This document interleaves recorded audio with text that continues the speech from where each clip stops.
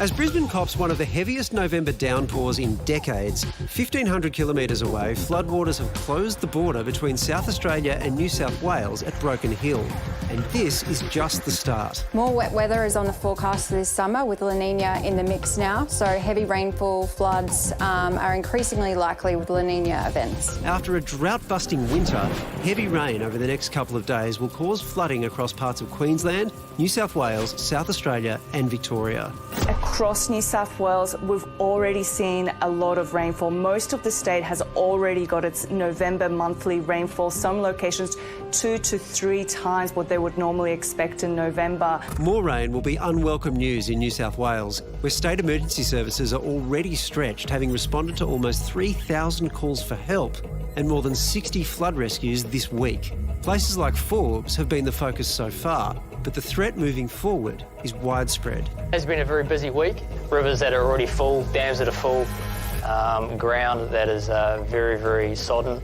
Our SES members and units are preparing for a very busy summer. In South Australia, flood warnings are in place for the Flinders Ranges, the Northeast Pastoral Districts and the Riverland. People in these areas have been told to have enough food, water, medication and pet food to last for a week. If you live in those flood-prone areas, have a plan.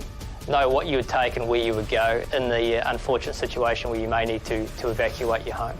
And always follow the advice of the SES and local authorities in those situations. So with 4 states bracing for floods and more rain ahead, how much more wet can the country take?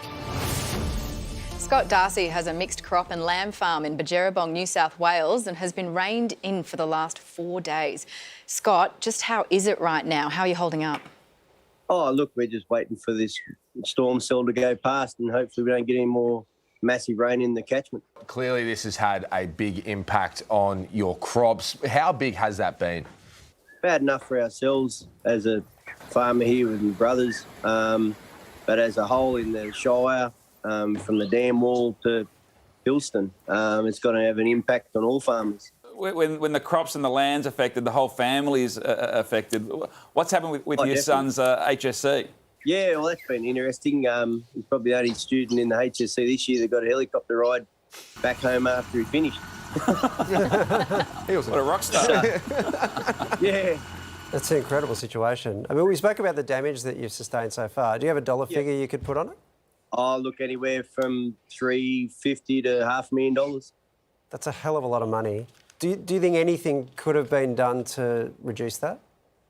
Oh, it's all a grey area when you're dealing with the dam and how much water that needs to be stored in the dam, all the regulations that go with it. It's just, they've been talking about raising this wall to stop this happening. They've just got to get in and stop talking and put some action in place. So when you have a loss that's that huge, is that something that you can recover from? Maybe. We lost 1.3, nearly 1.4 in 16. Jeez. There's no insurance or nothing on that. It's just loss that you've got to try and pick your pieces up at the other end and put it all together and have another stick at it. So, yeah. Scott, you are the definition of resilient. Our thoughts are with you. Everyone's thoughts are with you around the country. Thank you so much for your time and we wish you well. Yeah, fantastic. That's just one person. Think of the scale. I know. And you multiply that by...